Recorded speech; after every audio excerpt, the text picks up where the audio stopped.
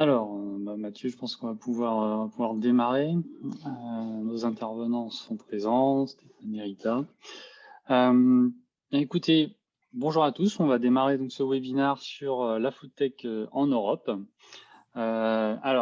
Cette matinée porte sur le rapport que nous avons publié il y a quelques semaines sur l'état de l'écosystème foodtech européen, donc en partenariat avec Google Cloud et Nestlé. Donc le rapport que nous allons vous présenter aujourd'hui est disponible gratuitement en téléchargement sur notre site. Donc, vous avez plus de 70 pages avec les chiffres sur les investissements dans la foodtech européenne, ainsi que les tendances et perspectives d'avenir sur le secteur. Alors, un mot pour nous présenter avant de démarrer.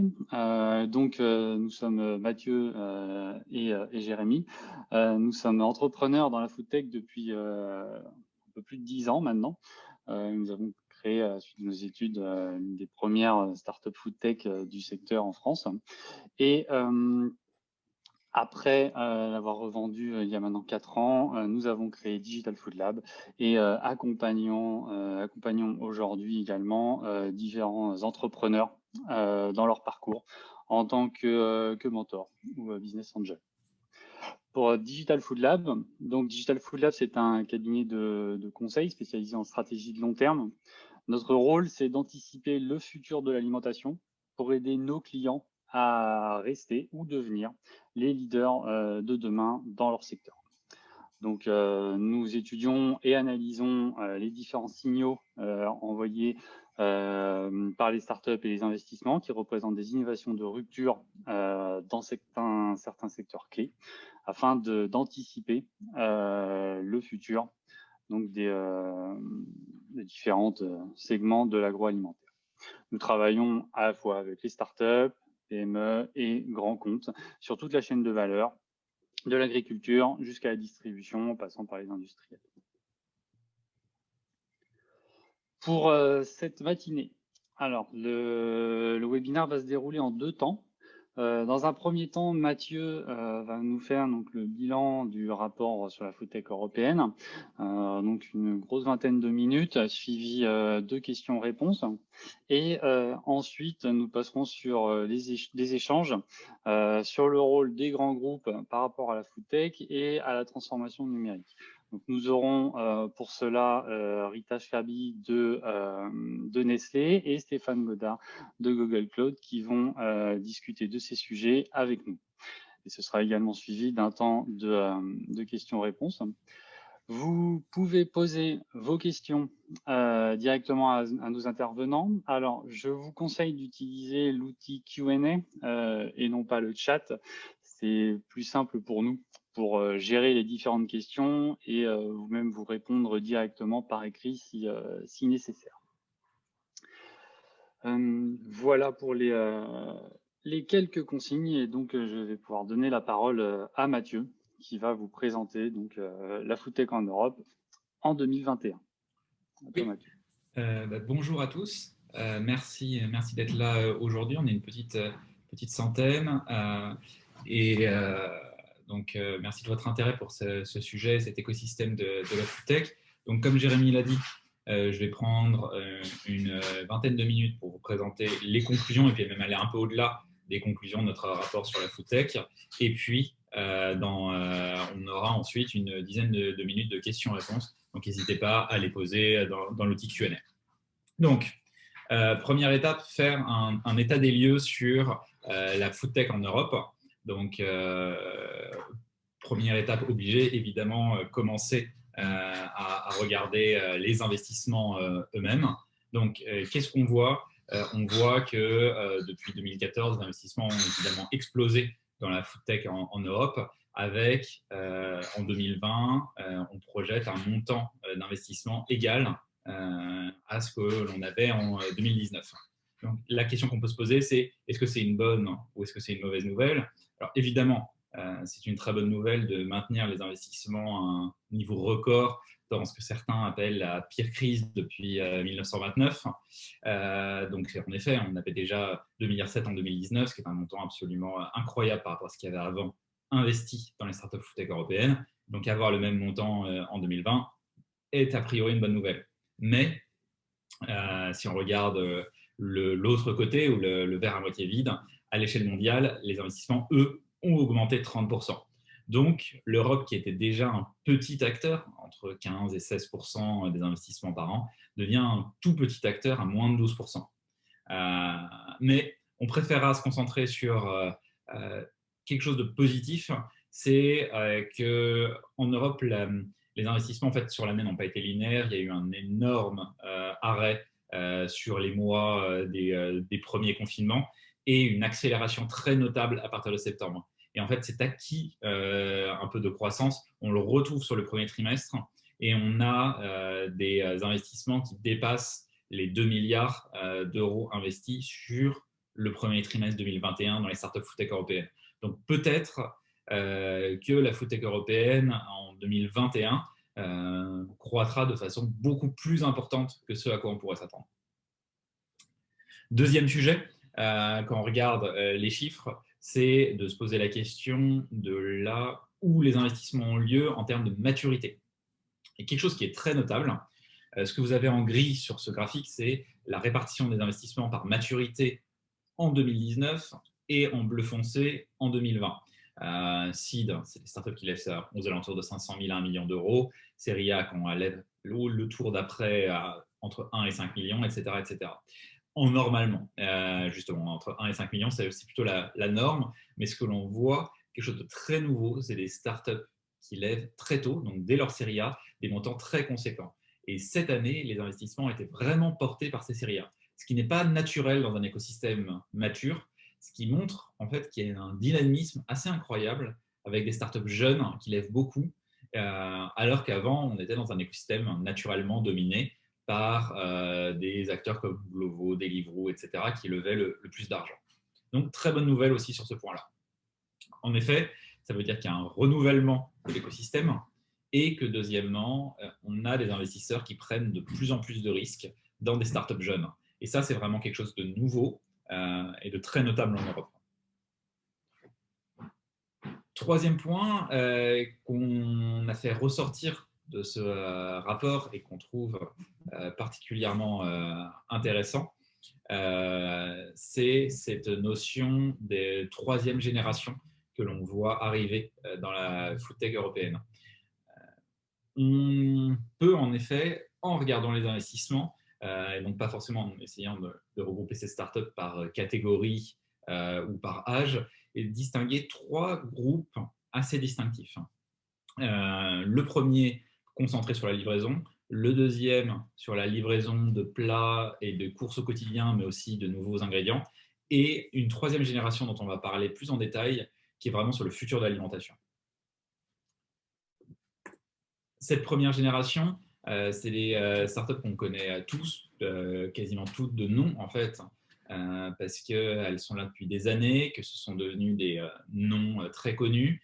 Elles sont assez anciennes, elles sont principalement orientées sur la livraison. Ça va être des acteurs comme Ocado, dont on voit à l'écran les petits robots qui, dans les entrepôts, assurent les commandes. En France, c'est Monoprix qui travaille avec un entrepôt Ocado. Aux États-Unis, c'est Kroger. Et dans chaque pays, ils ont un partenaire différent. C'est des acteurs comme Deliveroo, comme HelloFresh. Ce que tous ces acteurs ont en commun, c'est qu'ils sont tous publics aujourd'hui, à une exception près. Donc, ils sont tous cotés en bourse et donc sont sortis du radar des investissements privés pour entrer dans ce nouvel écosystème des startups cotées. Deuxième génération de startups, celles qui ont notamment concentré l'attention en 2019-2020 sur les montants levés. C'est des startups qui ne sont pas encore publiques, mais qui le seront dans probablement quelques années, disons 1 à 2 ans pour certaines, où il y a déjà des rumeurs. Beaucoup de startups toujours de livraison, mais qui, même si elles étaient nées sur de la livraison de restaurants, évoluent sur la livraison de courses. C'est le cas par exemple de Volt ou de Glovo. Des nouveaux domaines avec les insectes, sur le domaine sur lequel la France est particulièrement bien représentée. Et vraiment, cette deuxième génération qui a concentré les levées de fonds, qui est aujourd'hui mature et qui laisse la place à une troisième génération vraiment axée sur des sujets beaucoup plus larges et qu'on a appelé entre nous le futur de l'alimentation. Quelles sont les caractéristiques de cette troisième génération? C'est vraiment des levées de fonds importantes, bien avant d'avoir un produit. Donc, et ça, c'est notable, parce qu'avant, on était quand même un petit peu habitué, notamment en Europe, à des levées de fonds qui étaient liées à des startups qui étaient en croissance et des levées qui accompagnaient la croissance. Là, on a des investissements qui anticipent la croissance. Donc ça, c'est vraiment notable, avec deux thèmes. Un, la disruption de la transformation alimentaire. Donc là-dedans, on va regrouper les nouveaux produits.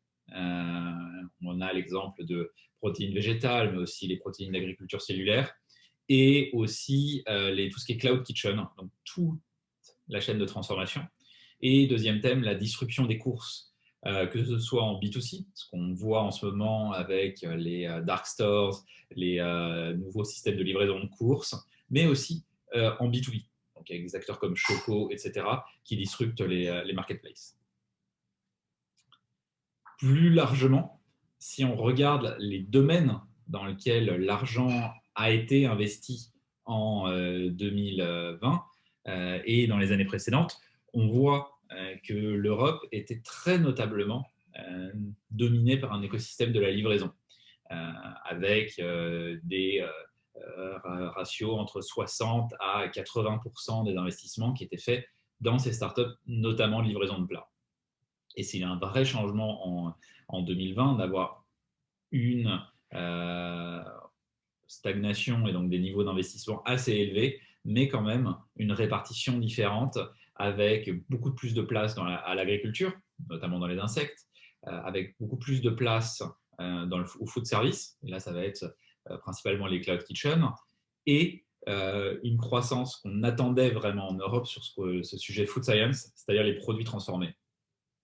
Parce que si on avait observé un écosystème important de startups se concentrant sur le végétal, sur les protéines alternatives aux États-Unis, en Israël, dans certains pays asiatiques, on ne le voyait toujours pas émerger en Europe.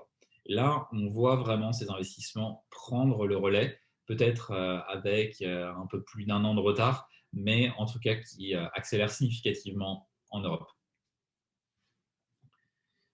Et donc, si on résume, en effet, là où les investissements ont eu lieu, on voit un premier succès pour l'agtech, notamment française, parce que porté par les insectes, avec les deux leaders de ce domaine qui vont être Insect et Innovafeed, qui sont des startups françaises, et même d'autres startups européennes qui viennent travailler en France. Donc, un vrai cluster qui est en train de se constituer sur ce sujet. Donc, un point dont on peut être fier et positivement satisfait.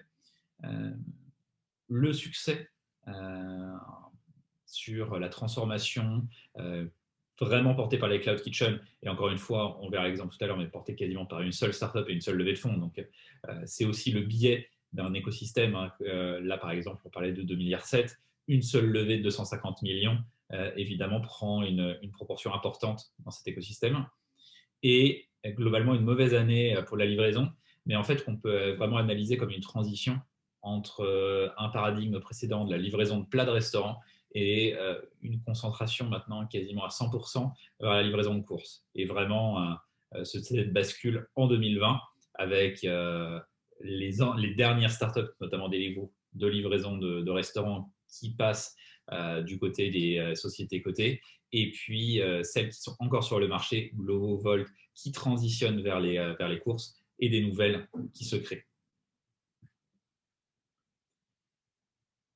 On peut aussi se poser la question de où les investissements ont lieu en termes géographiques. Et je pense que c'est une question en effet extrêmement intéressante à se poser, parce que évidemment on a le prisme européen, on est nous-mêmes européens, donc on sait à peu près où regarder, mais je pense que c'est un élément qui est très important vu de l'étranger, vu de l'extérieur de l'Europe, pour savoir où est-ce que les choses se passent. Et assez, on va dire, on s'y attendait, donc il n'y a pas forcément de surprise. Il y a une concentration dans quelques endroits, mais elle est en fait beaucoup plus forte que même ce à quoi nous, on pourrait s'attendre. Donc, de manière assez simple, 96% des investissements sont faits dans 5 zones et qui sont historiquement les 5 zones sur lesquelles on voit ces startups émerger. Donc, qui sont le Royaume-Uni, la France, qui est bonne deuxième cette année, donc qui rattrape un retard. La France qui était, quand on a commencé ses études en 2016-2017, quatrième, donc derrière les Pays-Bas, donc qui remonte petit à petit. Le regroupement des pays nordiques, donc Suède, Norvège, Finlande et Danemark, qu'on regroupe comme un tout parce que c'est un écosystème qui est vraiment cohérent avec des investisseurs qui vont investir sur toute la zone et donc pas simplement sur un seul pays. Écosystème qui est vraiment en croissance, qu'on considère comme peut-être celui avec le plus de potentiel et un des plus intéressants à regarder aujourd'hui. La zone constituée par l'Allemagne, l'Autriche et la Suisse, encore une fois une zone consistante avec des investisseurs qui vont être présents sur les 3 pays, et le Benelux, surtout les Pays-Bas et quelques startups en Flandre, sans vouloir être désagréable avec nos amis wallons. C'est plutôt là que les choses vont se passer. Et si on essaye de se demander où les choses se passent dans ces différents pays et comment chacun a ses propres forces, la première chose qu'on peut se dire, c'est qu'au Royaume-Uni, on a des leaders des anciens domaines clés, donc de la livraison, comme Deliveroo, Just Eat, mais aussi tous les acteurs qui vont émerger demain. Donc, on a beaucoup de startups positionnées sur les protéines alternatives, plutôt sur le végétal, assez peu sur l'agriculture cellulaire, mais aussi sur l'urban farming, etc. etc. Donc, ça reste l'écosystème le plus complet en Europe. La France, qui est toujours un écosystème un peu à part, c'est-à-dire qu'il est en croissance rapide, mais avec des thèmes qui ne sont pas au cœur de l'écosystème food tech. Donc, notamment les moyens de paiement sur le food service, qui sont une force spécifique en France. Vous avez peut-être vu récemment la levée de Sunday, ou alors l'année passée, tout ce qui est les levées de Swile, par exemple.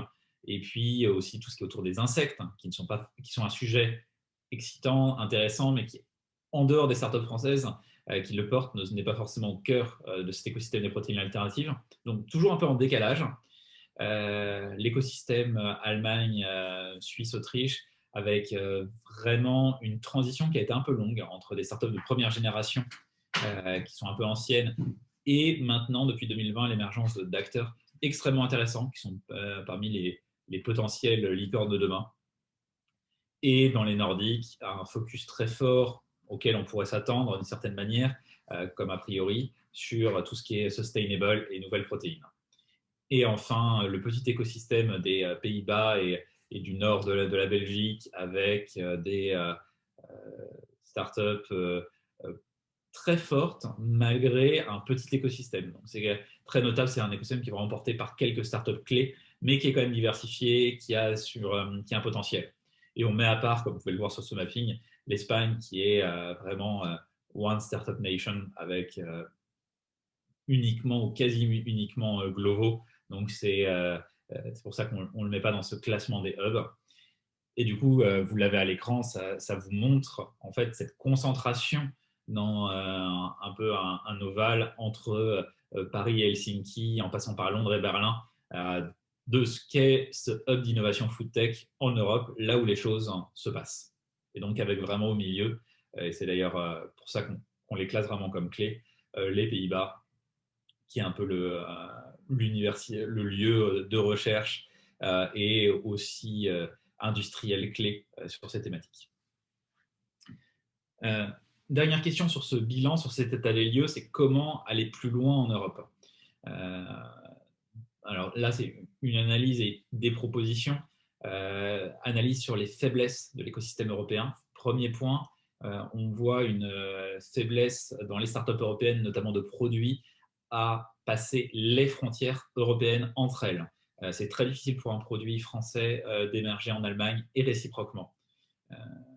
On propose, je pense que ce serait intéressant, que des distributeurs, car chaque pays a son distributeur innovant qui aime sourcer des startups, pourrait d'une certaine manière échanger des startups entre eux. Et on essaye de constituer ce réseau de distributeurs innovants dans les différents pays européens.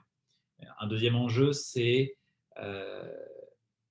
de ne pas commencer au niveau réglementaire et législatif et politique à lutter contre les innovations, mais plutôt à essayer de les comprendre, les anticiper, les encadrer et voire même les accompagner. Parce qu'on peut voir en ce moment ce qui se passe sur les dénominations sur le lait végétal, évidemment sur l'agriculture cellulaire. Vous avez peut-être vu que certains députés ont dans la loi climat l'ambition d'interdire l'agriculture cellulaire et ses produits dérivés dans les cantines. Donc, on interdit des produits qui n'existent pas, ce qui ne témoigne pas d'un avant-gardisme incroyable et qui, si ça n'a pas de conséquences sur la technique, ne peut avoir qu'un effet dissuasif sur l'innovation et sur les investissements en France et en Europe. Donc, il y a évidemment tout un sujet, et c'est notre proposition, de clarifier le cadre légal sur les protéines alternatives. Aujourd'hui, il est flou, leurs critères d'acceptabilité sont beaucoup moins clairs que dans certains organismes, par exemple les autorités de Singapour, qui sont probablement des modèles à suivre. Et troisième point, il s'agit d'augmenter le nombre de collaborations entre les grands groupes, les startups et les instituts de recherche, parce qu'aujourd'hui, les transferts de technologies sont plutôt complexes et rares et plutôt difficiles à mesurer en succès. Ce que je vous propose, c'est en conclusion, c'est de dessiner quelques tendances sur 6 sujets clés qui sont probablement parmi les plus importants dans notre écosystème foodtech. Si vous suivez nos newsletters, vous l'avez peut-être déjà vu, on a fait cette classification des différents modèles de la livraison de courses de startups qui innovent, donc sur des axes totalement différents, des dark stores, petits entrepôts fermés dans les centres-villes, jusqu'aux nouveaux distributeurs comme La Belle Vie ou Colonial. Donc, on a vraiment des modèles extrêmement différents et c'est vraiment un sujet en pleine effervescence. 1 milliard d'euros investis en 4 mois sur ces sujets en Europe, plus de 4 milliards de dollars à l'échelle mondiale. Donc, c'est vraiment une accélération exponentielle sur ce sujet précis. Et donc, ça représente déjà 70% des investissements foodtech européens de 2020. Donc, c'est évidemment le thème qui concentre de l'attention aujourd'hui et qu'il convient de regarder. Deuxième thématique, beaucoup plus long terme, sur la livraison, qui est la robotique de livraison, avec l'Europe qui a vraiment peut-être des plus belles startups à regarder sur le sujet. Starship Technologies à droite, Mana à gauche, donc des drones et des robots. Donc, vraiment une thématique extrêmement intéressante et porteuse pour les prochaines années. Troisième sujet qui est la robotique de préparation alimentaire. Un sujet complexe avec évidemment une technologie extrêmement avancée de robotique pour réussir à avoir de la préparation. On est vraiment convaincu qu'on ne verra pas à court ou moyen terme des robots dans les cuisines des particuliers, mais que par contre, ces robots soient complets dans des cloud kitchens, c'est des robots qui font toute la chaîne de valeur, mais encore plus des cobots, c'est-à-dire des robots collaboratifs qui vont faire une partie de la production alimentaire, ont toute leur place et sont des sujets qui vont arriver très rapidement dans les chaînes de fast-food, dans des cloud kitchens. On a assez peu de startups européennes, à part notamment celle qui est à l'écran, Karakuri, qui a un robot qui réalise des salades et des yogourts aromatisés pour du delivery. On a assez peu d'acteurs qui sont vraiment positionnés sur cette thématique, qui pourtant peut être porteuse de potentiel. Le sujet des cloud kitchens, comme je vous le disais, il a explosé l'année dernière en Europe. Il est assez compliqué à lire entre des acteurs, par exemple, comme Taster ou Notsodar, qui sont assez intégrés, des acteurs qui sont juste des restaurants virtuels et des cloud kitchens qui vont être des opérateurs d'espace. On a eu une levée conséquente, donc Karma Kitchens au Royaume-Uni de 250 millions de livres l'année dernière, qui a pris à peu près l'ensemble de l'écosystème un peu de surprise. On peut s'attendre à des nouvelles levées très conséquentes sur les infrastructures, à mon avis, en 2021, en 2022, parce que les investissements sont encore très faibles sur ce sujet en Europe et qu'il y a un vrai potentiel. Je pense qu'il y a une attente de réouverture des restaurants, de voir comment est-ce que ça va se passer, mais les habitudes ont été prises en un an et ça m'étonnerait grandement qu'on voit une disparition de ces thématiques de cloud kitchen et dark kitchen. Et à mon avis, on verra un intérêt de plus en plus fort des distributeurs, mais aussi des acteurs de l'agroalimentaire pour cette thématique, acteurs qui voudront s'y impliquer en proposant finalement non pas simplement du produit prêt à cuisiner dans le supermarché, mais des produits déjà cuisinés dans des cloud kitchens qui leur appartiennent. La thématique des nouvelles protéines. Alors, si l'Europe n'a pas d'équivalent, il ne faut pas, je pense, se leurrer de Beyond Meat ou Impossible Foods. Il y a vraiment eu un retard qui a été pris. Alors, retard qui a été pris, qui aussi s'explique dans le fait que les potentiels champions européens ont été très rapidement rachetés par Unilever d'un côté, Nestlé de l'autre, donc qui n'ont pas eu le temps d'émerger en tant que start-up.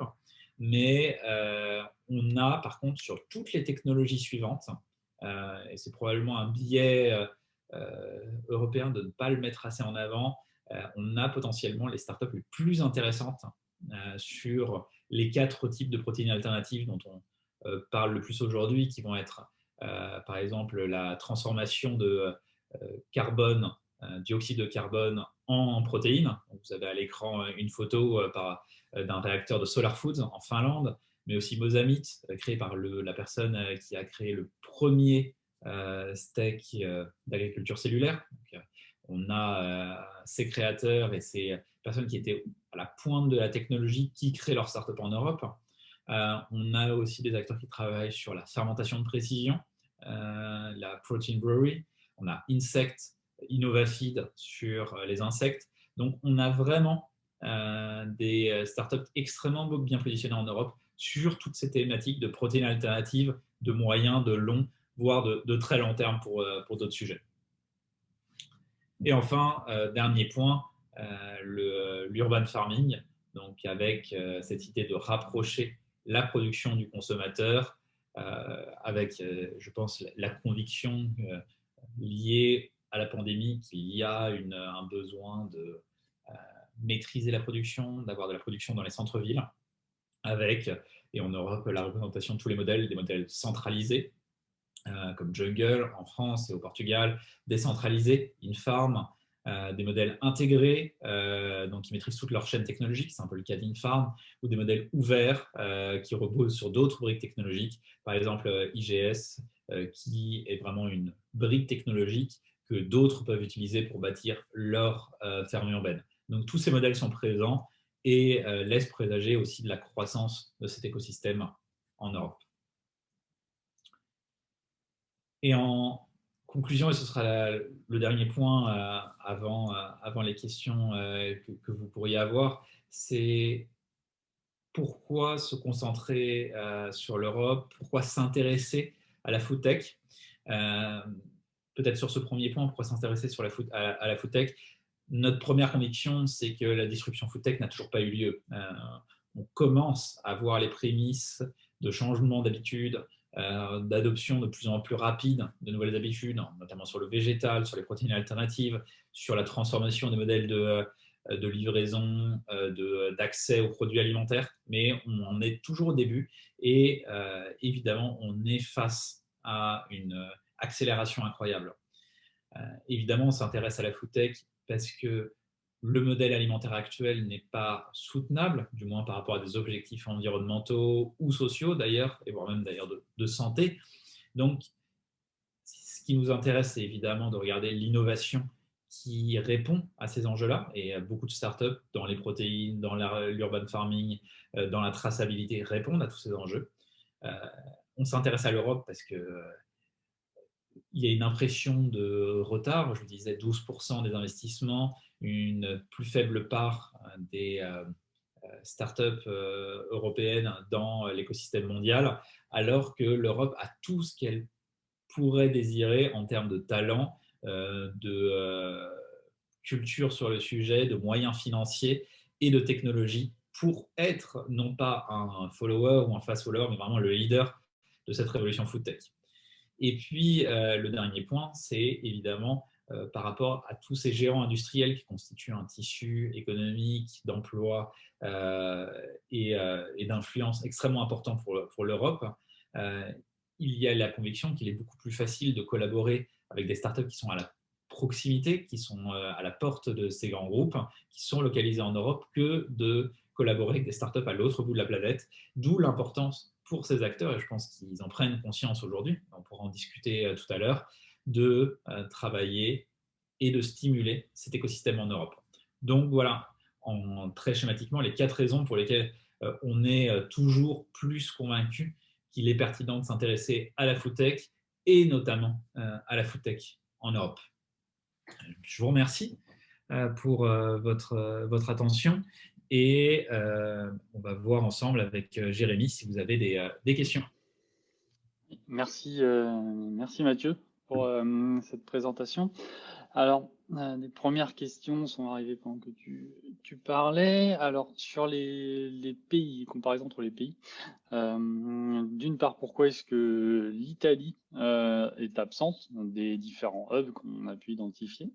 Et ensuite, concernant l'Allemagne, qu'est-ce qui peut expliquer le retard relatif de l'Allemagne par rapport notamment au UK à la France, alors que c'est c'est le pays le plus développé en Europe. Alors, commençons par lequel l'Italie et de manière générale en fait de l'Europe du Sud ou voire de l'Europe de l'Est. En effet, et c'est d'ailleurs valable sur tous les écosystèmes, par le pays différents, c'est pas dans les endroits où il y a le plus de population ou c'est pas une répartition de la population qui fait qu'on va avoir une innovation ou une répartition équitable des startups et des montants investis. Quand on discute avec des entrepreneurs italiens, on va dire qu'il y a 2 problèmes qui sont en fait des amplifications des problèmes qu'on peut avoir en France. Le premier, c'est qu'on pense et on dit souvent en France, oui, on a une culture culinaire et du coup, ça va nous aider. En fait, c'est beaucoup plus un frein qu'une aide parce que cette culture institue des traditions, une forme de conservatisme dans les habitudes et du coup, tout ce qui est une forme d'innovation ou de disruption va être perçu comme une menace de manière beaucoup plus forte que dans des pays qui se revendiquent moins d'une culture alimentaire. Donc, il y a cet aspect-là. Et ensuite, l'Italie a un tissu d'investissement extrêmement faible, donc très peu de VC, très peu de culture de l'investissement individuel, encore plus qu'en France. Et c'est une cause de retard tout simplement parce que des entrepreneurs, il peut y en avoir, il y en a, on discute avec certains d'entre eux, mais leur accès au financement est extrêmement compliqué. Et le financement, on va dire de premier niveau, il faut le trouver à son échelle locale parce que les premiers dizaines ou centaines de milliers d'euros, ce n'est pas un investisseur étranger, même d'un autre pays européen qui va les fournir. Donc, c'est 2 clés potentielles de lecture. Ensuite, l'Allemagne. Alors, l'Allemagne, on peut aussi se poser en fait l'autre question, pourquoi est-ce que le Royaume-Uni ou les pays nordiques sont des lieux, on va dire, plus financés, plus en avance? Alors, premièrement, tout simplement par rapport au point que j'ai mentionné, au Royaume-Uni, dans les pays nordiques, il y a une culture de l'investissement, il y a des fonds d'investissement. Les fonds d'investissement américains sont présents à Londres et par un biais tout simplement linguistique, le deuxième endroit où ils vont aller souvent, c'est Stockholm. En 3e Berlin, avant d'ailleurs d'aller dans d'autres pays. Donc ça explique aussi pourquoi est-ce qu'il y a un écosystème. Et ensuite, l'Allemagne, l'histoire est vraiment particulière, c'est qu'il y a eu des très belles startups qu'on connaît tous, Delivery Hero, HelloFresh, Marley Spoon, qui sont d'ailleurs pour la plupart devenues plus grosses, d'ailleurs les 3, dans d'autres pays, respectivement Delivery Hero en Asie, HelloFresh aux États-Unis et Marley Spoon qui est quand même coté à Sydney, donc qui est devenu leader des meal kits en Australie, plus qu'en Europe ou en Allemagne. Donc une très forte capacité, mais entre la création de ces startups il y a 4 ou 5 ans et leur émergence, et maintenant, et tout ce nouvel écosystème, il y a eu un petit vide, 2019, 2018, avec pas beaucoup de choses qui se sont passées. Et donc, voilà ce qui peut expliquer ce gap. Très bien. Alors c'est vrai qu'on l'a pas fait. Je vais redéfinir le périmètre de la food tech. Donc la food tech, c'est tout ce qui est innovation sur la chaîne de valeur agroalimentaire, de la fourche à la fourchette. Donc innovation, ça peut être innovation de business model, marketing, de produits, innovation technologique. Donc voilà, agriculture, food service, industrie et livraison globalement. Donc on englobe toute la chaîne. Une question liée donc au food service justement. Donc un premier point sur le cas de Choco et des applications similaires. Mathieu, comment vois-tu l'émergence de ce type d'acteur? Est-ce que ça va être, est-ce que ça implique la mort prochaine des petits grossistes? Et donc, et la question est également, est-ce que Choco est une marketplace ou juste un outil de commande? Et plus côté Cloud Kitchen, comment, selon toi, va évoluer le rapport de force entre les Cloud Kitchen et les plateformes de livraison sur qui va avoir accès à la donnée des consommateurs et, euh, ouais, et comment ensuite exister en tant que restaurateur sans se connecter en fait à ces outils-là. Alors, le premier point sur Choco, pour ceux qui ne connaissent pas, Choco c'est une marketplace, mais qui ne possède pas ses propres produits, hein, donc qui fait de l'intermédiation entre des grossistes, des fournisseurs d'un côté, et de l'autre côté, des acteurs de l'alimentaire B2B au sens food service, donc des restaurateurs, des boulangeries, etc., etc. Donc, pourquoi est-ce qu'il y avait un besoin? Simplement discuter avec votre boulanger et dites-lui comment est-ce qu'il faisait ses commandes avant. Et il vous parlera d'un site internet un peu décati et surtout de commandes au téléphone, voire par fax. Donc tout simplement, c'est un écosystème peu ou pas digitalisé. Donc des acteurs comme Choco sont arrivés et on va dire disruptent cet écosystème. Alors avec aujourd'hui un modèle économique qui n'est pas encore extrêmement clair. Donc ça, on le sait d'un côté. Et de l'autre côté, on le voit arriver aux États-Unis. C'est un peu une analogie avec la livraison de courses et les dark stores, des acteurs qui recréent des grossistes. Donc là, qui font vraiment et le stockage, et la sélection de produits, et la livraison. Évidemment, ça nécessite beaucoup, beaucoup plus de moyens pour y arriver. Et donc, on peut s'attendre à ce qu'il y ait quelques changements et quelques tensions dans cet écosystème des grossistes qui essayent pour l'instant, pour certains, de se digitaliser plutôt que de collaborer. Et ensuite, la question sur les cloud kitchen. Alors, je me souviens plus exactement du sujet. Et à l'évolution du rapport de force entre les livreurs, Deliveroo, Uber Eats, Ouais. et les Cloud Kitchen de l'autre côté. Bah, pour l'instant, la force, elle est du côté des plateformes, parce que c'est elles qui ont l'accès aux clients. Et c'est ça qui a la valeur. On voit, si on regarde l'inspirateur, donc Cloud Kitchen, la startup américaine, qui essaye de plus en plus de tendre à ce que les consommateurs commandent sur son application en fournissant des services comme la possibilité de faire une commande avec 3 ou 4 restaurants différents, etc. On en a encore tout au début. Donc aujourd'hui, la force, elle est du côté des plateformes. Parce que de toute façon, ce qui a de la valeur, c'est le contact avec le client. Très bien, bah, écoute, merci pour ces réponses. On va passer aux entretiens avec donc Rita dans un premier temps. Rita, si tu es là. Je suis là. Tu es là. Très bien. Alors, donc Rita Schreiby, Head of Business Development and M&A pour Nestlé France. Alors, pour entrer dans le vif du sujet, donc Nestlé, c'est un géant mondial de l'agroalimentaire. Et pourtant, vous vous intéressez aux startups et à la food tech. Donc, la question c'est pourquoi? Alors, c'est vrai que notre groupe s'intéresse aux startups, comme beaucoup d'autres grands groupes. Hein, c'est pas exclusif. Pourquoi? Parce qu'on est dans une industrie qui est en pleine ébullition, en pleine transformation depuis quelques années. Cette transformation, elle est drivée par des nouveaux modes de consommation, par de nouvelles attentes des consommateurs, par un impact de plus en plus croissant, la digitalisation de nos modes de vie. Et en fait, l'écosystème des startups, que ce soit en France, que ce soit en Europe ou bien évidemment aux US, contribue énormément à cette transformation et répond de manière assez rapide à ces nouveaux challenges.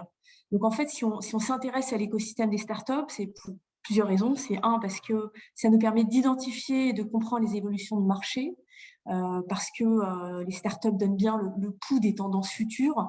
Donc ça, c'est vachement important. S'intéresser aux startups, c'est aussi nécessaire pour nous parce que ça nous permet de nous réinventer et d'adresser les nouvelles attentes du marché. Il faut qu'on évolue vite dans un environnement qui évolue encore plus vite. Donc finalement, travailler et collaborer avec des startups, ça nous permet vraiment d'aller plus vite et d'aller chercher des capabilities, un savoir-faire qui nous manque. Parce que justement, il y a cette transformation. Et je pense qu'il y a aussi une troisième raison qui me paraît vachement importante, c'est s'intéresser à des startups. Donc, travailler avec des startups, ça nous permet aussi de booster nos équipes en interne et en bousculant un peu nos manières de travailler. On est un grand groupe avec des process très établis, parfois un petit peu lourds. Donc finalement, s'intéresser aux startups, à leur manière de faire, ça nous permet aussi de nous challenger un peu et de nous adapter à ces évolutions. Oui, merci. Et donc, justement, dans l'objectif d'anticiper les évolutions de marché, quel regard portez-vous sur le rapport qu'on vient de présenter et ses conclusions, justement? Qu'est-ce que ça fait émerger comme… Ça ring the bell, comme on dit. Alors, il est hyper intéressant et complet, parce que c'est vrai qu'il donne une vision assez complète de ce panorama européen. Pour moi, les principaux messages que je retiens et que je trouve hyper intéressants, c'est de voir que le montant des levées est resté stable en 2019 et 2020. Donc, je trouve que c'est plutôt une bonne nouvelle. On s'en sort plutôt pas mal.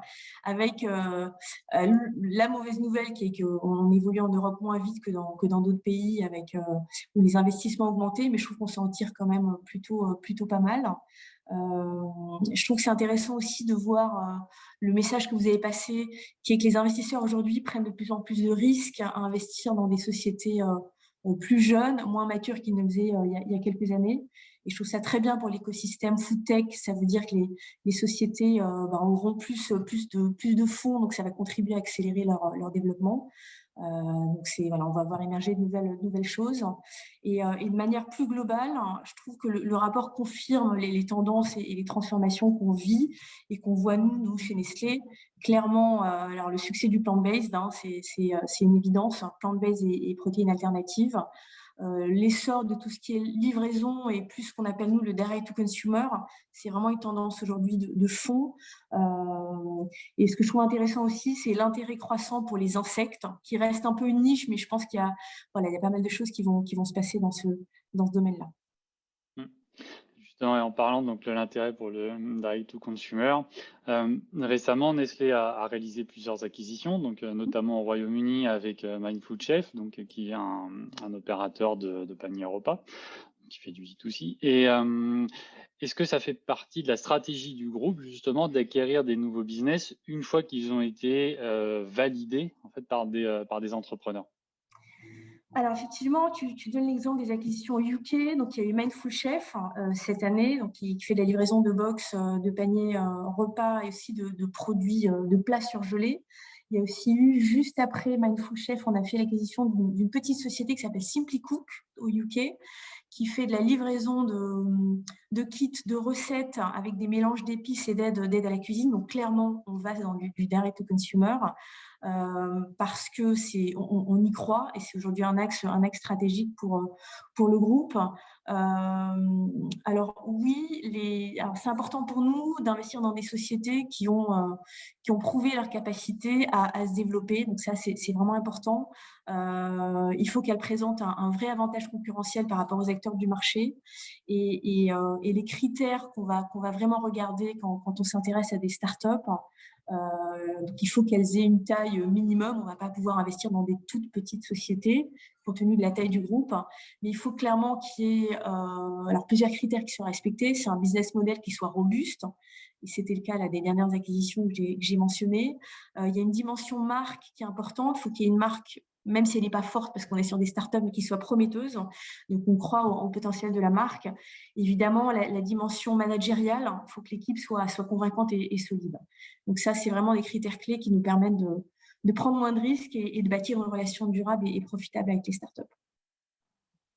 Et au-delà de toutes ces acquisitions, comment captez-vous l'innovation? Est-ce que c'est enfin, quels sont en interne, c'est des incubateurs, de la création interne, etc. Alors l'INO chez Nestlé, elle fait partie de notre ADN et c'est vraiment hyper important chez Nestlé. Donc effectivement, déjà on investit énormément dans l'innovation. On a des centres de R&D, donc dans l'innovation interne. Donc c'est la première dimension de l'INO. Via nos centres de R&D, on a plus de 20 centres de R&D partout dans le monde et on a un réseau d'experts internes d'experts scientifiques, d'ingénieurs, de nutritionnistes, etc. Donc ça, c'est vraiment la première dimension, donc l'INO interne. Et la seconde dimension, c'est évidemment l'INO qu'on va aller chercher à l'extérieur du groupe via des partenariats avec des startups, des partenariats avec des universités, des organismes publics. Et ça, je pense que c'est quelque chose que Nestlé a bien compris depuis quelques années, c'est qu'il ne fallait plus vivre dans un monde d'innovation fermé ou clos, comme c'était le cas dans les années 70 ou 80, on s'enfermait dans nos labos et voilà, on faisait ça vraiment en chambre. Je pense qu'on a bien compris qu'il est vital de s'ouvrir aux écosystèmes externes. Et du coup, il y a beaucoup d'initiatives qui ont été mises en place au niveau du groupe et au niveau de la France, avec des initiatives d'open innovation ou des programmes d'accélération à travers lesquels on va inviter des startups à réfléchir avec nous et à collaborer sur des projets innovants. Donc voilà, donc finalement, pour moi, c'est un peu un mix des deux parce que la frontière entre inno interne et inno externe, elle est extrêmement poreuse et en fait, on va faire appel à l'inno interne et externe sur un certain nombre de projets. Et à titre d'exemple aussi, donc puisqu'on est en France et parler un peu de la France, on a récemment constitué une plateforme innovation qui est en train de se monter chez Nestlé en France, dont la mission, c'est vraiment d'accompagner nos différents business, nos catégories dans leurs projets d'innovation pour leur permettre d'accélérer ces projets-là et de leur mettre à disposition des expertises internes et externes, du coaching, du test and learn et surtout aussi d'être capable d'aller chercher des startups à l'extérieur, de faire le lien avec cet écosystème de startups et d'aller dénicher des pépites avec lesquelles on souhaite collaborer. Et justement, comment est-ce que on peut vous contacter, ou te contacter directement? Comment est-ce que ensuite vous collaborez avec des startups également? Alors surtout, n'hésitez pas à nous contacter en direct. Alors, je suis un des interlocuteurs clés pour ça. Donc voilà, nous, on est ravis d'échanger avec les startups, de réfléchir ensemble. On peut envisager plein de dispositifs. On est vraiment ouvert sur la manière de collaborer avec des startups. On n'est pas là uniquement pour racheter, acheter et acquérir des startups, mais on peut envisager des collaborations technologiques, des collaborations commerciales. On peut envisager des test and learn sur des projets pour tester un certain nombre de choses. On peut envisager des prises de participation minoritaires dans des startups où, attention, on n'est pas un investisseur financier. Donc, l'idée pour nous, c'est vraiment d'accompagner, de suivre la startup au fur et à mesure qu'elle se développe et de monter dans le capital. Donc, il y a plein de choses qui peuvent être envisagées. Il faut évidemment qu'il y ait un fit et donc, on va dire un avantage stratégique et qu'on puisse avoir un endgame qui soit vraiment gagnant-gagnant à la fois pour la startup et pour le groupe. Très bien. Alors peut-être avant de passer à Stéphane et Google-Claude, j'ai vu qu'il y avait une question qui était arrivée entre-temps. Quels sont les principaux axes où vous voyez des innovations importantes dans le futur, si on parle sur le plant-based, sur le végétal en fait? En quoi le végétal va être révolutionnaire et qu'est-ce qui vous intéresse dans le végétal? Alors, c'est vrai que Nestlé, aujourd'hui, un de ses axes prioritaires en termes de produits, c'est clairement le végétal, hein, ce qu'on appelle le plant-based. On a beaucoup investi. On a d'ailleurs des centres de R&D qui sont dédiés à ces produits-là. Alors, si le groupe l'a fait, c'est qu'on croit en le futur de ces produits parce qu'il y a il y a une vraie attente du consommateur.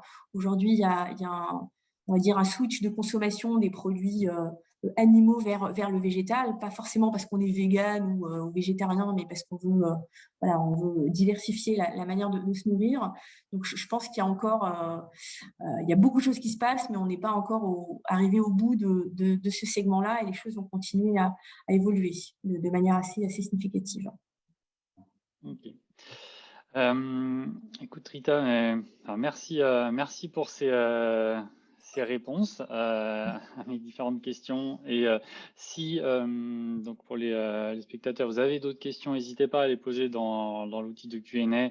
On prendra un temps pour y répondre après avoir échangé avec Stéphane. Bonjour Stéphane. Donc Stéphane Godard, donc Sales Manager CPG à Google Cloud France. Alors, la question que peut-être beaucoup de gens se posent, on peut être surpris de trouver Google Cloud ici comme sponsor d'un rapport sur la food tech. Alors, pourquoi un intérêt de Google sur ce sujet-là et sur l'innovation alimentaire? Alors déjà, Jérémy, Mathieu, merci pour le travail que vous faites et pour les clés de lecture que vous nous offrez au travers de ce rapport hein, qui est vraiment extrêmement intéressant et pertinent. Et effectivement, je vais essayer au cours de cette demi-heure de vous clarifier les raisons pour lesquelles Google est effectivement un acteur et surtout un partenaire important de l'ensemble de cet écosystème de startups et d'acteurs historiques dans le secteur de l'alimentaire. Je pense qu'on a tous pu constater que le secteur de l'alimentaire est essentiel, hein, surtout ces 15 derniers mois. On a plus que jamais pris conscience finalement de l'importance des acteurs qui produisent et distribuent l'alimentation. Et nous, au travers des échanges qu'on a avec nos prospects, avec nos clients, on constate effectivement une volonté accrue de l'ensemble de la filière de repenser ses pratiques agricoles, ses modèles de production, de transformation et de distribution pour répondre aux demandes des consommateurs, à savoir consommer moins, mais mieux et plus responsable. Alors, que fait Google dans cet écosystème?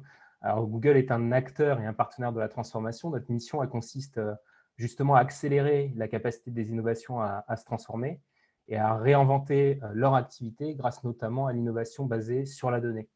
Et d'ailleurs, qu'il s'agisse d'acteurs traditionnels ou de nouveaux entrants, on est persuadé chez Google que la technologie en général et le cloud en particulier est l'une des composantes essentielles pour permettre à ces entreprises d'atteindre leurs objectifs, que ce soit des objectifs d'agilité, d'efficacité opérationnelle ou de passage à l'échelle de nouveaux modèles. Et nous nous faisons fort du coup de les accompagner dans ces transformations, tout en les inscrivant bien entendu dans une démarche qui est vertueuse et qui vise aussi à répondre à des enjeux sociétaux, parce que je pense qu'on est tous confrontés aujourd'hui à une réalité qui est l'accroissement de la population mondiale qu'il faut nourrir, la réduction des terres agricoles, la raréfaction des ressources naturelles. Et tous ces enjeux-là sont bien entendu pris en compte par les acteurs auxquels on s'adresse et les acteurs qu'on accompagne. Et on essaie aussi de se faire fort de répondre à ces problématiques dans les partenariats qu'on développe. Et justement, sur ces enjeux sociétaux, qu'est-ce que Google Cloud propose concrètement? Alors, sur ces enjeux sociétaux, ce qu'il faut savoir déjà, peut-être dans un premier temps, c'est que Google a atteint la neutralité carbone pour la première fois en 2007. Donc, dès 2007, et on s'est assuré effectivement d'effacer notre empreinte écologique.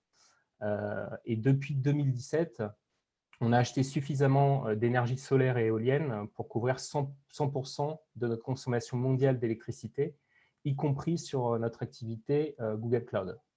Donc finalement, héberger pour un acteur ou un client startup ou grand compte ses applications et ses charges de travail informatique sur les infrastructures de Google Cloud, c'est déjà bénéficier de cette compensation environnementale liée à son fonctionnement. Donc ça, c'est un premier point qui est important. Bon, après, on ne va pas s'arrêter là, hein, je ne vous le cache pas. Notre objectif, c'est d'aller encore plus loin. et de gérer notre entreprise, donc Google, avec des énergies qui soient vraiment sans empreinte carbone, 24 heures sur 24, 7 jours sur 7. Et on s'est fixé comme objectif autour de ce sujet-là d'atteindre cette non-empreinte d'ici à 2030. Pour ça, on a publié récemment un nouvel indice qui s'appelle le CFE, donc c'est le pourcentage d'énergie sans carbone qui est émis par nos data centers chez Google Cloud, ce qui permet à nos clients finalement d'intégrer les émissions carbone dans les décisions concernant l'emplacement de leurs services dans nos infrastructures. Donc à partir du moment où ils hébergent quelque part une application ou un système informatique chez nous, ils ont capacité à choisir le data center qui est le moins énergivore et qui a un indice carbone le plus faible possible. Après, on a tous conscience, là aussi, je pense que l'énergie la plus propre, c'est celle qu'on n'utilise pas finalement. Donc, dans la technologie qui est mise à disposition des clients par Google, on propose ce qu'on appelle des solutions serverless qui nous permettent effectivement d'adapter de manière automatique la charge de travail des infrastructures et donc, par exemple, d'éteindre des serveurs qui ne sont pas sollicités s'il n'est pas utile qu'ils soient allumés. Donc, de ne pas consommer d'énergie si ça n'a pas d'utilité. Donc ça, c'est l'aspect Green IT que beaucoup d'acteurs peuvent proposer, mais on essaie aussi d'aller plus loin dans l'accompagnement qu'on propose à nos clients et à nos partenaires en mettant à disposition l'IT for Green, qui est un peu différent. Donc l'IT for Green, ça vise à utiliser la technologie pour optimiser sa consommation énergétique, par exemple, en tant qu'acteur, par exemple, de la transformation alimentaire. Alors, je vais prendre deux exemples. Le premier, c'est celui de Google. On a nous-mêmes utilisé, par exemple, nos outils de machine learning pour optimiser les systèmes de refroidissement de nos serveurs, ce qui nous a permis de réduire de 30% l'électricité nécessaire pour refroidir nos serveurs, grâce à l'intelligence artificielle. Et on travaille avec un grand acteur industriel qui s'appelle Renault, donc le groupe Renault, qui lui utilise ces outils d'intelligence artificielle et d'analyse de données pour optimiser et améliorer le travail des robots dans les ateliers de peinture, avec un objectif de réduction énergétique qui va être de l'ordre de 10 à 20%. Donc, on voit bien que même sur la chaîne de production, quel que soit l'acteur industriel auquel on s'adresse, on est capable d'avoir de l'impact au travers d'une meilleure exploitation de la donnée qui est récoltée et donc d'optimiser finalement l'empreinte écologique qu'on va avoir. Okay. Et comment est-ce que vous accompagnez donc, ces grands groupes dans leur transformation digitale? Et est-ce que vous avez des exemples, notamment dans l'agroalimentaire? Oui, alors c'est vrai que si on repart un peu du constat qu'on fait, alors j'ai parlé effectivement des enjeux de garantir une alimentation plus saine, de l'approche écologique et responsable, même humainement équitable que souhaite avoir l'ensemble des acteurs du secteur.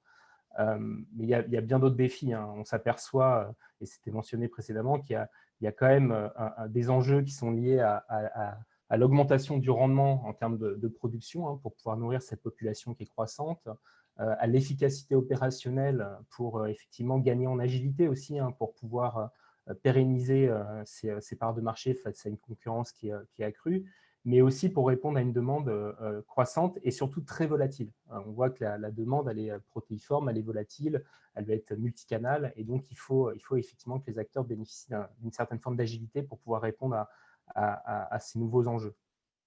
Il y a aussi une volonté de maintenir, bien entendu, la croissance pour les acteurs traditionnels, tout en dégageant un maximum de marge pour financer des innovations en rupture, investir potentiellement dans des startups, comme le mentionnait tout à l'heure la personne de Nestlé.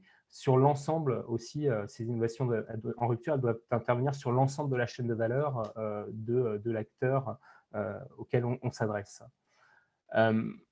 À titre d'exemple, je vais prendre un exemple plutôt dans la distribution. Lors du premier confinement en mars 2020, l'un de nos clients distributeurs a vu le trafic de son site de e-commerce, donc il s'agissait d'un site de Drive, être multiplié par 10 à 12. Donc il y a eu 10 à 12 fois plus de trafic sur le site qu'habituellement. Donc c'est des pics qu'on peut voir, alors pas dans ces mesures-là, le jeudi soir notamment quand on prépare le week-end pour aller chercher ses courses pour les personnes qui font du Drive, mais là c'était vraiment quelque chose qui était assez récurrent et qui a été extrêmement impactant. La chance qu'a eu cet acteur, finalement, c'est d'anticiper sa migration vers le cloud. Et avec le soutien de Google, finalement, l'acteur en question a pu faire face à cette augmentation soudaine. Et là où certains de ses concurrents qui n'étaient pas forcément outillés en termes d'infrastructure pour répondre à la demande se sont retrouvés avec des sites inaccessibles, lui a pu continuer quelque part à prendre les commandes et à servir ses clients finaux. Si je prends un autre exemple, alors peut-être plus dans la transformation, on va dire, alimentaire. Donc là, c'est le cas du brasseur belge AB InBev, que vous connaissez peut-être. Donc on a travaillé avec AB InBev grâce à nos outils, encore une fois, de machine learning pour réduire les coûts de production. Donc comment on l'a fait? Simplement en utilisant l'IA pour identifier dans quelle mesure on pouvait mieux utiliser les filtres qui étaient utilisés dans le processus de production de la bière. Et finalement, on est parvenu à leur côté à augmenter la durée des filtres de 40 à 50%, tout en garantissant la qualité et le goût de la bière qui était distribuée. Donc ça a eu un impact immédiat finalement sur la marge dégagée, les coûts de production et donc la capacité à investir dans d'autres initiatives et d'autres innovations. Et peut-être un dernier exemple, alors qui sort là aussi encore un peu de l'alimentaire, mais que je trouve particulièrement intéressant et représentative. Lorsqu'on travaille finalement avec Google Cloud, on travaille avec Google et on travaille aussi avec Alphabet, qui est une entité, comme vous le savez, qui dispose de plusieurs filiales. Donc ça, Procter & Gamble l'a parfaitement compris. Et dans le cadre du partenariat qu'ils ont signé et développé avec Google Cloud, on a travaillé à leur côté avec Google Cloud, avec la marque Pampers et avec une filiale Alphabet qui s'appelle Verily, à un système de soins connectés tout en un pour venir en aide aux nouveaux parents et à leurs bébés. Alors, je m'explique, parce que ça peut paraître un peu capillotracté, mais ce qu'on a fait finalement avec Pampers, on a développé une offre qui s'appelle Lumi, donc un nouveau produit, une innovation produit, qui est en fait une couche connectée, qui collecte au travers d'un capteur Verily des données comme le taux d'humidité de la couche ou les mouvements de l'enfant pour étudier les cycles de son sommeil.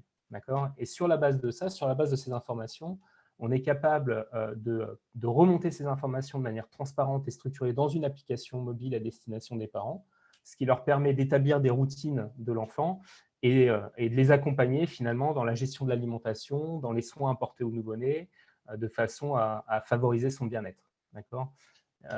Voilà un peu les innovations sur lesquelles on travaille avec les acteurs des produits de grande consommation au sens large du terme. Et je sais que vous êtes également un partenaire clé des startups, donc notamment dans la food tech de Frishti. Comment est-ce que vous les accompagnez justement, ces startups? Et en l'occurrence, le cas de Frishti, si on peut en discuter. Alors effectivement, on travaille avec les startups et pas seulement avec effectivement les grands acteurs industriels. D'ailleurs, on travaille avec les startups, qu'elles soient au stade initial d'évaluation de l'adéquation produit-marché ou qu'elles aient déjà obtenu des financements, voire qu'elles soient même déjà introduites en bourse. On a un programme spécifique pour ça, pour les accompagner et surtout pour les aider à accélérer leur croissance. Par contre, la nature de notre accompagnement, lui, il est là encore une fois protéiforme. C'est-à-dire que ça peut passer par du partage de bonnes pratiques avec notamment le mentorat de Googlers qui sont volontaires, jusqu'à l'accès gratuit à des programmes de formation ou encore la mise à disposition de solutions comme Google Cloud que j'ai déjà mentionné ou Google Workspace. C'est-à-dire qu'on est capable de les équiper, les outiller sur le lancement de leur activité et de leur faire bénéficier de certaines offres pour que justement les coûts de ces solutions n'impactent pas leur croissance. On a même certaines startups qui s'associent aux équipes commerciales et marketing au niveau mondial de Google. L'idée derrière, c'est de créer des opportunités de mise sur le marché. Vous en parliez précédemment. L'objectif, c'est aussi de comment on aide finalement cet écosystème à passer à l'échelle, à adresser de nouveaux marchés. Vous mentionniez que certaines startups développées en Allemagne ont aujourd'hui plus d'impact en Australie ou aux États-Unis. Donc typiquement, la puissance de Google permet aussi de bénéficier de cette visibilité et de les accompagner sur des marchés sur lesquels elles ne sont pas forcément nées. D'accord ? Et dans le cadre de l'accompagnement qu'on propose, on a aussi un certain nombre de partenaires, qu'ils soient fonds d'investissement ou incubateurs. On en a 7 ou 8 en France. Je peux en mentionner 2, Station F qui est bien connue, ou Elaya par exemple, font partie des partenaires avec lesquels on travaille pour accompagner ces startups. Alors après, comment on prend contact avec nous? J'anticipe un peu la question que vous aviez posée tout à l'heure. Chez Google, on a un portail en fait d'accès unique qui permet aux candidats entrepreneurs, aux startups les plus avancées de nous solliciter. On a ensuite une cellule chez Google qui est chargée d'étudier ces candidatures et qui va les orienter vers le bon programme et les bonnes ressources Google. Parce que l'idée, effectivement, Google, c'est une grande structure.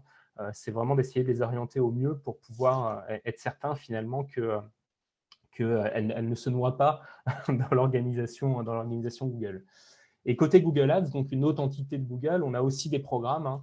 Des sociétés comme Lydia, par exemple, ou ManoMano ont bénéficié d'un accompagnement personnalisé de ces équipes-là au sein de ce qu'on appelle le Talent Garden chez Google, qui est là aussi un système qui favorise les écosystèmes startups et permet effectivement de les aider à évoluer et à croître. Et peut-être pour terminer, alors parce que vous mentionniez Frishti, mais on travaille aussi avec d'autres acteurs et plutôt en amont de la chaîne, notamment ce que l'on appelle des digital natives alimentaires. Alors vous mentionniez aussi le nord de l'Europe comme étant un foyer fort finalement d'innovation. Effectivement, nous on accompagne une société qui s'appelle Connectera, qui est une start-up basée à Amsterdam, qui utilise l'intelligence artificielle de Google pour créer là encore une fois des capteurs à destination des agriculteurs afin qu'ils puissent surveiller les mouvements et les habitudes alimentaires de leur bétail.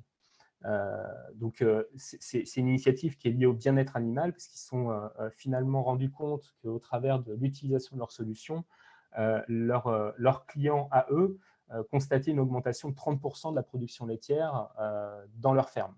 D'accord ? Donc ça, c'est une première initiative. Alors si on descend maintenant plutôt dans le sud et qu'on va en Afrique, on accompagne Plant Village et l'Institut international d'agriculture tropicale, là aussi sur des sujets de production alimentaire, notamment au travers de la production du manioc. Donc, on les aide au travers de l'intelligence artificielle à mieux cultiver le manioc. Et c'est important parce que finalement, cette nourriture, elle nourrit plus d'un demi-milliard de personnes chaque jour dans le monde. Donc, c'est une initiative qui est extrêmement importante pour nous. Et peut-être un tout dernier exemple que je pourrais mentionner, c'est la société Zest en France, pour le coup, qui est un précurseur de la digitalisation de la traçabilité alimentaire en grande distribution. Donc, c'est un acteur qui travaille avec Carrefour, avec Match, avec Intermarché, avec Leclerc, et qui a développé une application qui utilise là un module de Google qui s'appelle Cloud Vision API. Et donc, au travers de cette fonctionnalité, ils permettent à leurs clients à eux d'accélérer les processus de saisie de données. Il faut savoir qu'un opérateur dans la grande distribution effectue jusqu'à 100 opérations de réception de marchandises par jour. Et donc, l'objectif de cette startup, c'est de leur permettre d'optimiser ce processus, de le faire plus rapidement. Et ils ont constaté qu'ils arrivaient à libérer jusqu'à 25 minutes par jour du temps de ces opérateurs. Et c'est du temps qui est réalloué à la vente, à la promotion, au merchandising. Et donc, qui leur permet de passer plus de temps en magasin avec les clients, tout simplement. Ok. Merci Stéphane pour ces réponses à mes questions. Alors, on a reçu des questions de notre côté. Rita, est-ce que tu es toujours connectée?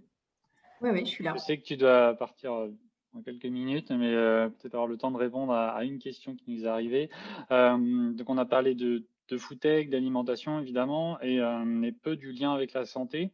On sait que c'est un sujet que Nestlé regarde.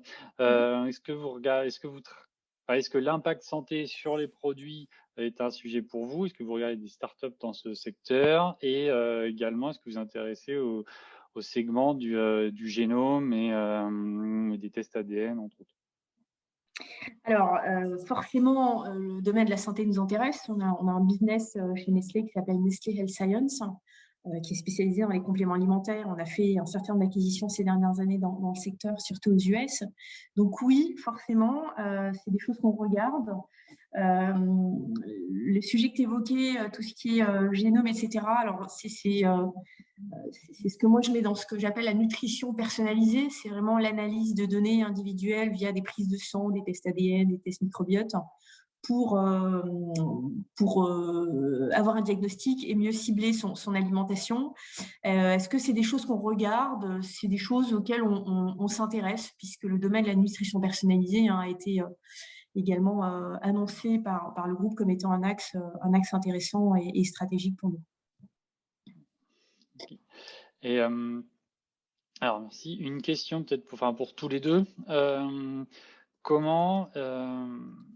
Comment est-ce que vous travaillez, enfin, comment est-ce que vous anticipez justement le futur de l'alimentation, dans le sens comment est-ce que vous faites vos exercices de prospective justement? Est-ce que c'est juste, enfin, comment faites-vous pour anticiper ce qui va se passer dans 5 à 10 ans en fait, que ce soit alors bon, Nestlé d'un côté et également Google Cloud pour s'adapter en termes de technologie à ses clients? Jérémy, il nous faut 2 heures pour répondre à la question. Oui, alors oui. 2 minutes, ça va être court. Alors, forcément, alors on a des équipes qui vont travailler sur les tendances futures à partir de ce qui se passe aujourd'hui, et on va forcément se projeter dans ce qu'on peut imaginer être les grandes tendances à venir. Alors, il y a beaucoup de choses qui sont envisagées. Je peux pas forcément tout discloser. Il y a des sujets qui sont Bien sûr. confidentiels. Mais effectivement, on a dans nos centres de R&D, nos équipes inno vont travailler sur beaucoup de choses qui potentiellement seront sur le marché dans plusieurs années, avec toujours le risque et le pari de faire des bons choix ou des mauvais choix, parce qu'on ne sait jamais forcément ce vers quoi le marché va se diriger. Mais on a clairement aujourd'hui des tendances qui vont à de l'alimentation saine. Alors, c'est un peu évident ce que je dis, mais c'est de plus en plus fort, à de l'alimentation responsable, et pas uniquement dans les produits, mais dans notre manière de produire, dans les packaging, dans tout ce qui est RSE. Donc ça, c'est des sujets qu'on anticipe depuis quelques années et sur lesquels on renforce nos travaux de recherche dans les années à venir. Merci pour la réponse en 2 minutes. Et je rejoins Rita, effectivement, il faudrait 2 heures pour répondre sur le sujet, mais peut-être pour apporter le point de vue de Google Cloud sur cette question. Donc nous, je pense qu'on a une image d'innovation assez importante aujourd'hui sur le marché de la technologie. Par contre, effectivement, il y a un savoir-faire métier qu'il faut qu'on acquiert pour pouvoir être pertinent pour accompagner les acteurs industriels auxquels on s'adresse. Donc, ce qu'on fait finalement chez Google, c'est que déjà, on verticalise de plus en plus nos offres et on recrute des sachants de l'industrie. Donc, on a des personnes qui arrivent de sociétés comme P&G, comme Unilever, comme Mars, par exemple, qui rejoignent les rangs de Google et qui sont chargés de cette verticalisation des offres, qui sont chargés d'amener leur savoir-faire industriel pour pouvoir nous aider effectivement à anticiper, alors peut-être pas à 5 ou 10 ans, parce que c'est difficile de se projeter à 10 ans, mais au moins sur les 2-3 prochaines années, déjà les répondre aux problématiques et accompagner les acteurs du secteur. Ensuite, il y a une deuxième chose qu'on constate, c'est qu'on voit des ponts extrêmement forts cross-industrie. On mentionnait tout à l'heure la partie études sur les gènes. Nous, on a une entité chez Google qui s'appelle Genomics, qui a été renommée récemment Cloud Life Sciences, et qui effectivement est extrêmement pertinente pour faire de la R&D dans le secteur alimentaire. Et on s'aperçoit qu'effectivement, entre le manufacturing, les produits de grande consommation, le retail ou les sciences de la vie, il y a un certain nombre de lieux communs où en tout cas ces industries peuvent apprendre les unes des autres. Donc on essaie aussi de faciliter ces ponts-là et de permettre à des acteurs de différents secteurs d'échanger entre eux pour innover et pour anticiper des évolutions du marché. Okay. Merci. Merci pour cette réponse complète. Effectivement, la question était pas facile. Rita, Stéphane, Mathieu, merci pour vos différentes interventions ce matin. On va clôturer ce webinaire. Merci à tous d'avoir assisté à cette présentation donc, du rapport sur la FoodTech européenne. Pour ceux qui n'ont pas encore consulté le document, je rappelle qu'il est en accès libre sur le site de Digital Food Lab. Et je remercie une dernière fois donc Nestlé et Google Cloud pour leur soutien à ces travaux. Voilà. Merci à tous et bonne journée. Merci, au revoir. Au revoir. Merci beaucoup. Au revoir.